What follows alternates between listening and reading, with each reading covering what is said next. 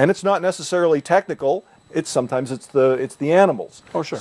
But Well, even when the animals cooperate, somebody steals the camera, or the power goes out, or whatever. If the eagle puts a branch in front of the camera, you're dead in the water because That's you can't right. go up and disturb the nest. That's right. You can't go near the nest when the eagles are in it. Or what happened with your heron nest down in Stanley Park, because you had a perfect camera, didn't the branch screw over it or something? Well, actually, that camera was far enough away. We actually just moved to a different nest. It was capable of looking at a bunch of different nests. Okay. But there's another one that was put up by somebody else that actually annoyed the eagles enough that they built the nest in a tree farther away. They couldn't see it. Yeah. So there's all sorts of things. But the point is that if we already have proven that the educators are so interested in this, it's just amazing. I mean, we've had school kids, grade 3, grade 4, literally build a whole program around watching this nest for the 30 or 40 days. That the eagles are sitting on. Again, I'm not the biologist. David Hancock is. I think it's 32 days or 34 days that the eagle is in the nest, or the egg is in the nest before it actually hatches, and then it's another 3 months before they fledge. But we've had them build a whole program around watching this live every day for a few minutes. Yeah. And the kids go home and they watch it with their parents on the screen. We've put together the whole website with the idea that it is kid friendly. We've got moderators that are watching for the spammers and the hackers and the crackers and the guys that are swearing and all of this sort of thing. They're kicked out of the system. They're not allowed in. We've been working on this for a number of years. Now we are at the point where we know what we need to do. We've been given encouragement by a number of different people and a number of different other foundations who have, they've seen what we're doing and they know that this is a good thing, and now we have to do it. And the technology has gotten to the point that it isn't space age anymore. Well, some of it is. Well, absolutely, some of it is. I was looking at a camera that was put together, and I won't say where it is right this very second, but the camera was put in by a professional. It's a security camera, very nicely done. The problem is the camera doesn't put out anything that we can use directly. We've had that same problem. In fact, we put 3 cameras out on our Chehalis platform. They are 2 older cameras and 1 new one, and I was absolutely positive that I could make these 2 older cameras work with live streaming. I'd done it. Well, I didn't do it for long enough. It turns out that the software that I was doing and the things that I could get it to work for about 3 minutes, and then it died and had to be restarted, and it just wasn't working properly.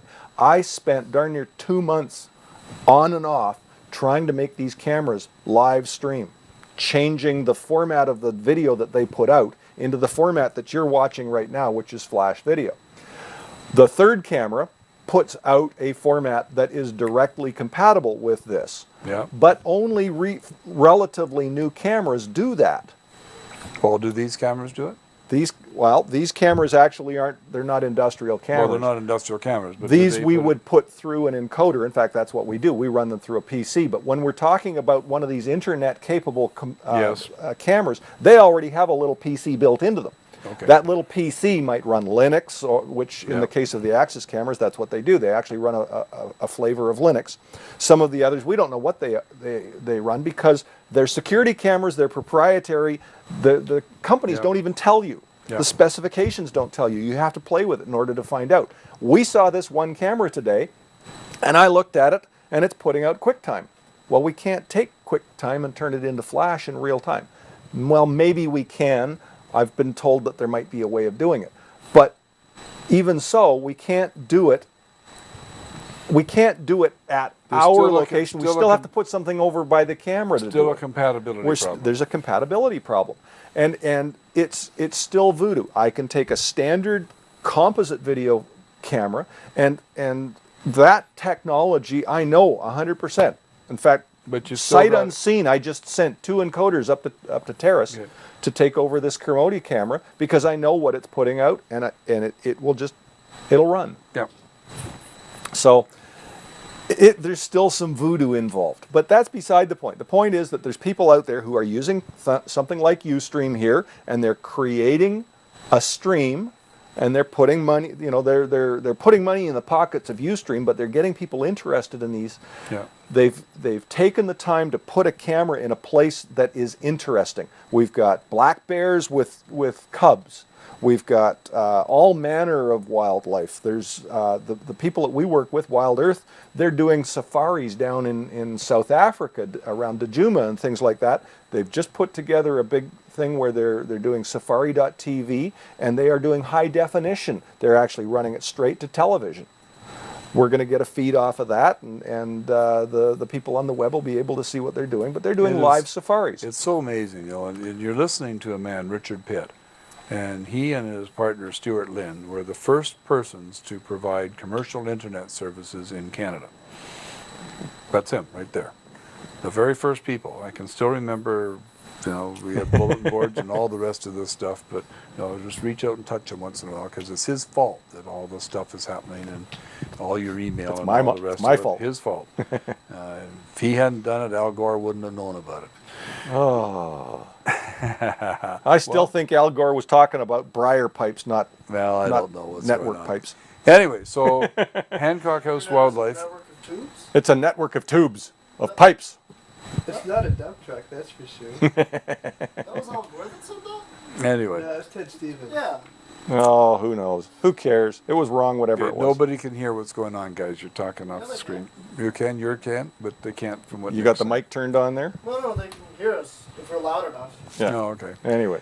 Anyway, so we're you got it going. It's up. The cameras are running. You've got some hydrogen cells in one place. You've got hip waders to get out to the. Yeah, actually, I camera was going to bring my hip waders in. I got my hip waders in the back of the van. I have to go out and use the hip waders to get out to this camera platform. And you got a camera in the Chehalis to do salmon spawning. In fact, they were watching ducks today. There's ducks in the Chehalis outfall from the fish hatchery.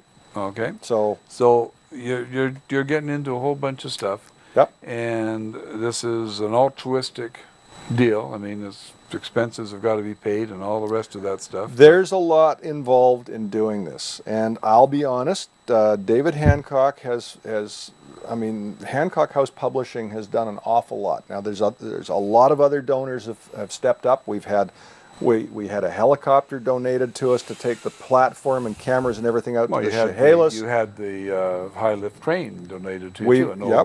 We've had high lift cranes donated to us. We've had all manner of things donated to us. It's wonderful. People are stepping up. It's time to step up a little more, because we're talking now, instead of thousands or even tens of thousands, now we're talking about hundreds of thousands of dollars. This is not going to be a small operation. It can't be, because there's a lot of work to do in this. Just bringing enough network capability together in one spot. It sounds fairly simple, and it is. I can phone up and order it, but we're talking about a $5,000 bill a month, even if we don't use it.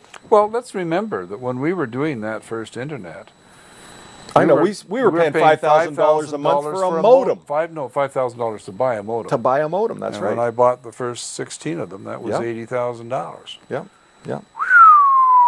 It sounds like a lot. It's not. We're going to be getting.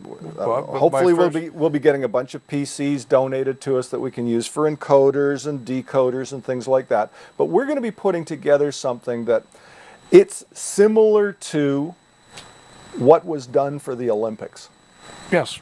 You're talking about dozens and eventually potentially hundreds of live streams coming in from literally all over the place. In the Olympics case, it was from Richmond, from up in Whistler, from the Cypress Bowl or Cypress Mountain, and all of these things. It was brought in, and people would take those, and they would, in real time, they would talk over the top of them. They would give you notes of what was going on, and the central broadcast fed to central broadcast. That's right. Now, we're not going to spend the hundreds of millions of dollars that they spent to put that stuff together. That was all high def. We're talking about much lower quality and lower resolution things to start with. In fact, a lot of the things that we could do may end up being used versions of broadcast equipment that are being phased out because the broadcasters are getting into high def.